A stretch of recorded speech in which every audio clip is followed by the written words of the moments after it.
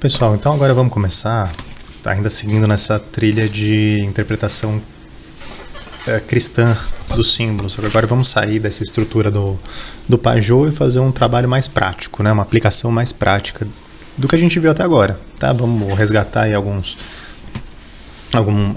questões simbólicas, vamos fazer uma aplicação prática. Depois a gente pode fazer mais um exercício posteriormente, talvez com algum conto de fadas e tal, mas agora vamos fazer isso seguindo a tradição cristã e seguindo um livro que é brilhante nesse propósito, que é o livro A Vida de Moisés, de São Gregório de Nissa. Tá? Um livro, muito antigo, né? Um livro de mais de 1.500 anos, 1.600 anos. São Gregório de Nissa, ele faz uma interpretação simbólica, ele chama de interpretação mística, tá? Mística aqui é no sentido, ele usa a palavra teoria, tá? Teoria aqui no sentido de contemplativa, tá? De contemplação da vida de Moisés, né? Do êxodo, da jornada de Moisés e do seu povo, né? Para fora do Egito em direção à Terra Prometida. Vamos lá, não vou falar da história de Moisés, tá? Porque isso levaria bastante tempo. Vocês podem ler o Êxodo, certamente muitos devem conhecer. Eu vou só que assim, à medida que a gente for interpretando os símbolos, eu vou acabar contando, né, pelo menos alguns trechos importantes aqui da história. Para começar, primeiro ponto importante para a gente não, né, ir direto ao ponto aqui, tentar manter o nosso tempo. Primeiro ponto importante. Moisés, quando pequenininho, né, existe um tirano, né, um tirano que, de forma muito parecida, esse é um motivo mitológico, nossa, tá muito constante, né, um tirano que decide matar os pequenos meninos, os recém-nascidos, por conta, né, sempre uma história parecida, por conta de alguma profecia, de alguma sinalização de que um dos reis poderá, ou haverá de destroná-lo, ou haverá de fazer algo que vai contra os desejos daquele rei tirano, né?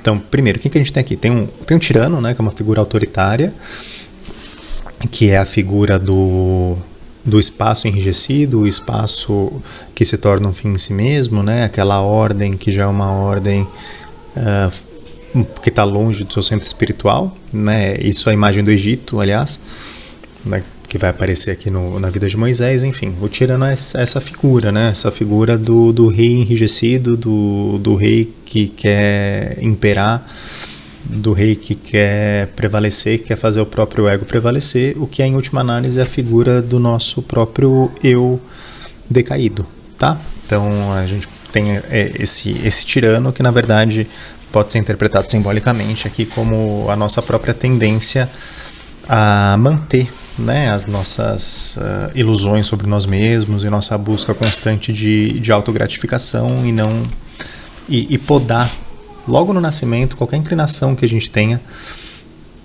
para uma vida elevada, né, para uma vida diferente, para uma vida que envolve a morte desse ego tirânico e a elevação da nossa natureza para um outro estágio, né, um estágio de união com o próprio Deus e uma nova vida dali em diante, né? Esse é o sentido da jornada religiosa. Então, tirano é isso, né? Essa figura desse ego autoritário que quer dilapidar qualquer inclinação que nós apresentemos, né? Qualquer inclinação que brote do nosso interior de questionar esse império autoritário, né? e autocrático do nosso próprio rei interior, né? Em última análise, a gente pode pensar como o espaço, nessa ideia de ordem, na nossa própria vida concreta, na nossa própria vida individual, ela vai representar, em algum momento, uma união entre uma imagem que a gente tem de nós mesmos e a concretização dessa imagem em atos com os quais a gente é familiarizado. Então, existe uma união entre céu, entre aspas, e terra, entre aspas, no nosso ego cotidiano, tá? E a gente se habitua com isso, principalmente a partir do momento em que, não sei, em algum momento da nossa vida, esse ego consegue, de fato, algumas conquistas, algumas realizações, com alguma valorização exterior, né? Alguma validação Isso nos eleva e é estabelecida interiormente uma ordem mesmo interior, né? Uma estrutura estável que nós chamamos de eu, mas sem nenhuma referência à transcendência, tá? A gente pode encarar esse tirano como essa figura, e esse tirano é justamente aquele que vai querer podar pela raiz qualquer inclinação nossa de questionamento, né? Qualquer impulso bom, né, no bom sentido, que brote de nós, dentro de nós mesmos, no sentido de nos levar, né, uma outra busca, né, por uma outra vida, e começa a questionar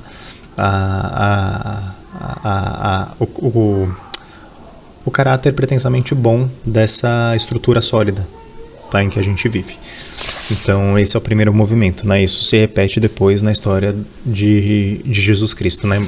E São Gregório de Nissa faz diversos paralelos entre a história de Jesus e a história de Moisés para demonstrar, essa é uma perspectiva cristã, né? Para demonstrar como as histórias do Antigo Testamento prefiguram o que depois vai ser retomado de outra maneira, de maneira elevada, né? Obviamente na história de Jesus Cristo. Então primeiro símbolo é isso.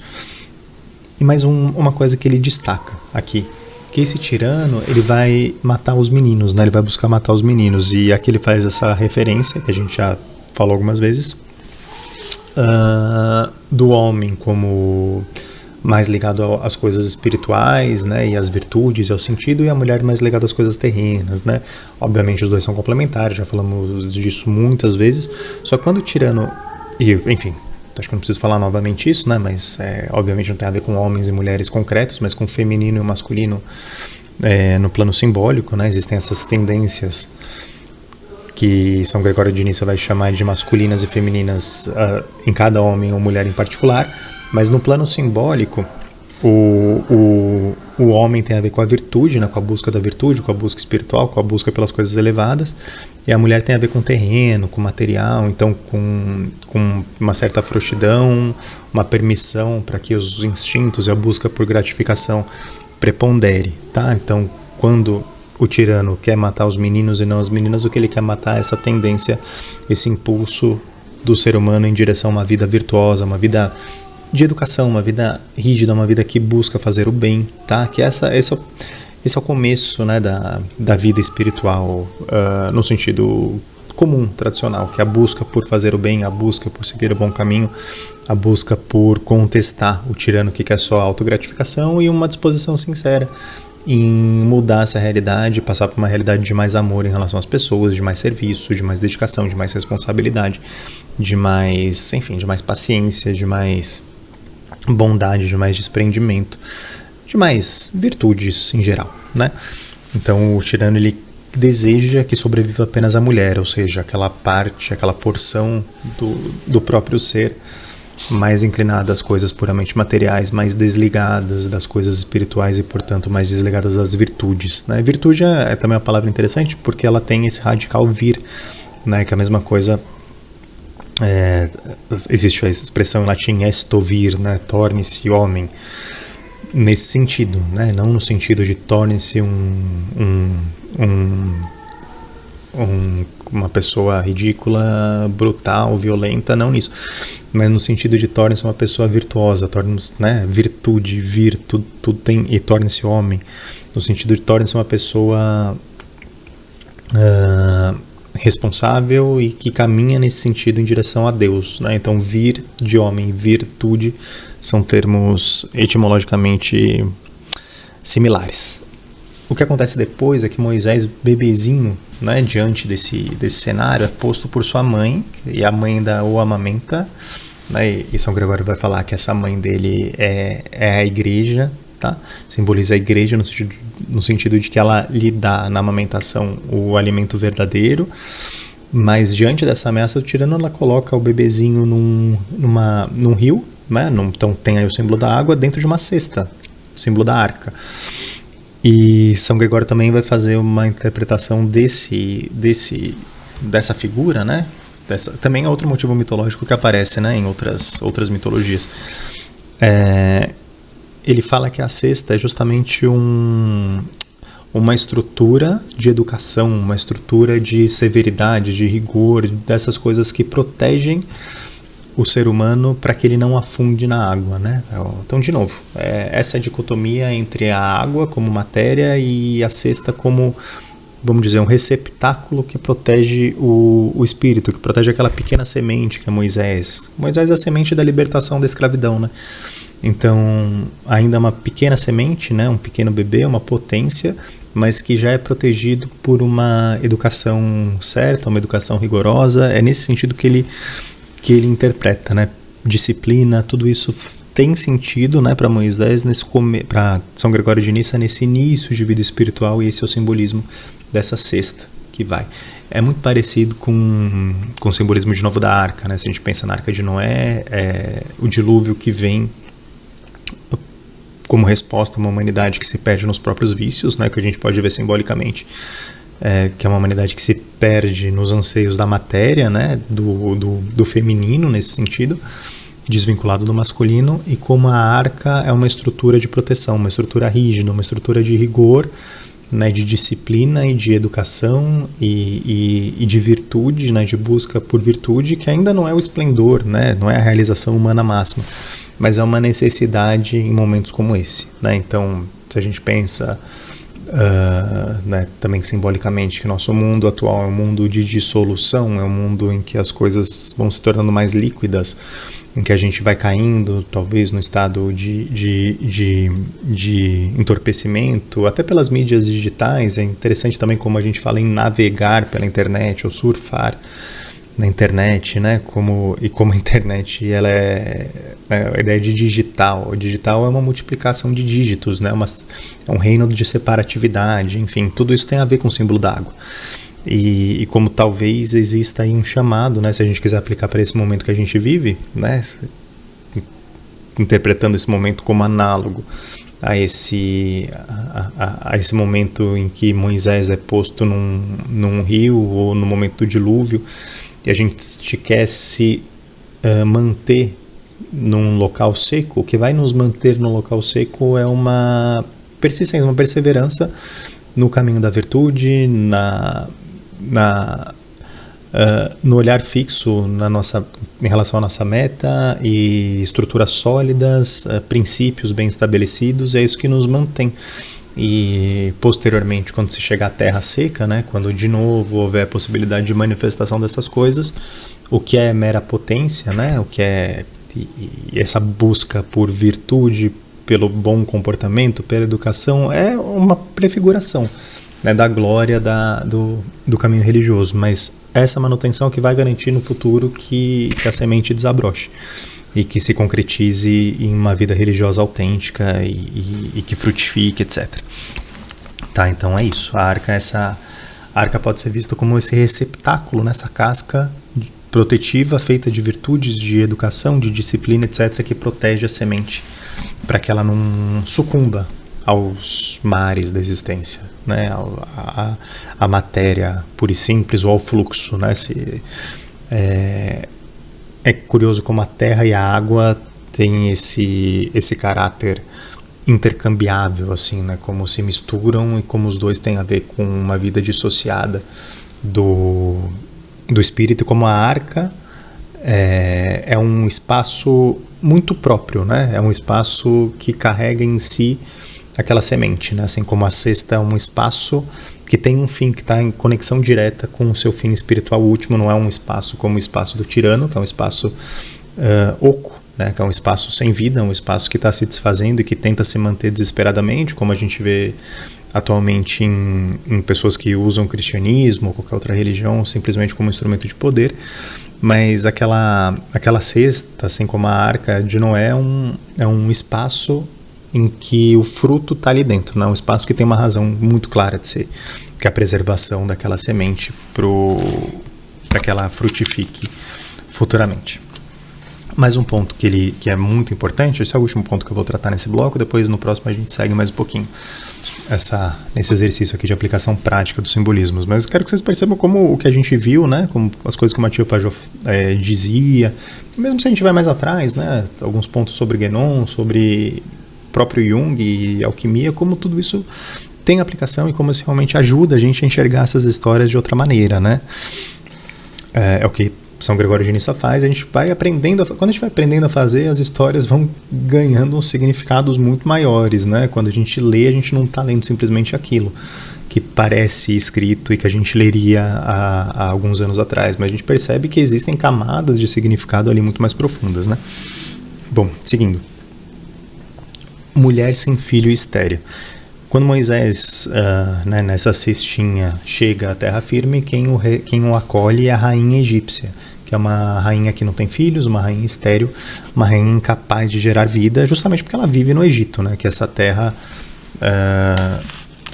decaída, né, essa terra absolutamente pagã, no sentido de desvinculada da revelação, né, da revelação que na época era a revelação de Deus ao povo eleito, ao povo de Israel. O Egito já é uma terra para além, uma terra estrangeira, né? Uma terra fora dessa revelação, uma terra que não carrega sabedoria espiritual, portanto é uma terra pagã nesse sentido. E Moisés diz algumas coisas interessantes, né? Ele começa a contrapor a sabedoria verdadeira e a sabedoria pagã. Só que ele diz, né, a linha de pensamento que ele desenvolve no livro é assim: existe de fato uma oposição e é extremamente perigoso que a gente sucumba à sabedoria pagã, né, que a gente caia na sabedoria pagã.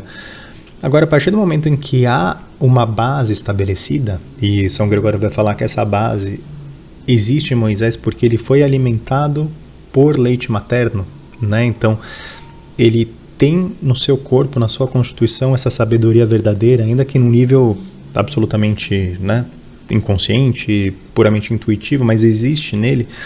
Depois, ele ser criado por uma mãe estéril, né, ou seja, no seio de uma sabedoria que não pode frutificar até as últimas consequências.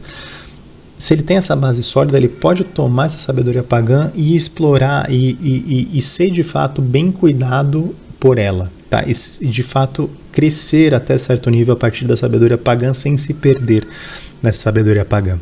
Então, isso também parece um outro ponto que resolve uma série de problemas, né, que a gente tem quando o saber tradicional, né, quando a nossa religião é posta em contato com o mundo. Né, como lidar com isso? E a resposta de São Gregório é: olha, a questão é base, né, a questão é alicerce, a questão é leite materno, isso tem que ser dado. A partir do momento que isso é dado, o mundo pode vir, o mundo, nesse contato, né, da sabedoria sublime, né, da sabedoria verdadeira com o elemento exterior, pode haver uma misteriosa simbiose em que até mesmo esse elemento exterior, que não faz parte da tradição, pode ser incorporado e pode ser incorporado em seus elementos positivos para que Moisés cresça. E é assim que ele cresce. Ele vai crescer no Egito, né? Ele vai crescer na terra estrangeira. Então, um alimento ou a criação, mesmo num local terrível como é o Egito, né?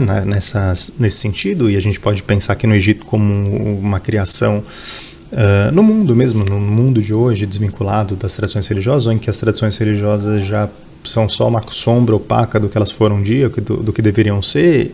E essa é a minha visão sobre o próprio cristianismo, que ele se apresenta hoje largamente, mas muito largamente, como uma sombra opaca do que ele nasceu para ser, né, que a gente poderia dizer, do que ele é originalmente, do que ele ainda carrega em si como potência, mas hoje o que existe é só uma sombra opaca.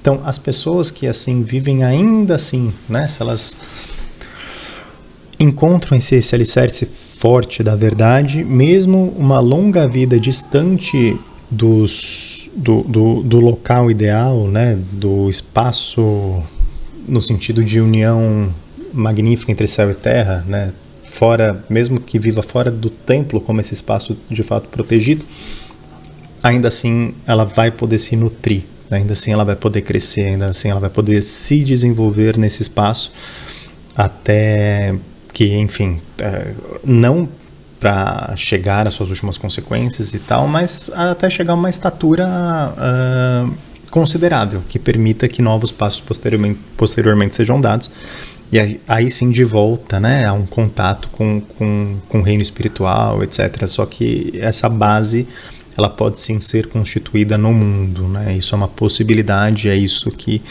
para São Gregório de Nissa aparece aqui, né? Nesse mistério do fato de ele ser criado pela rainha egípcia.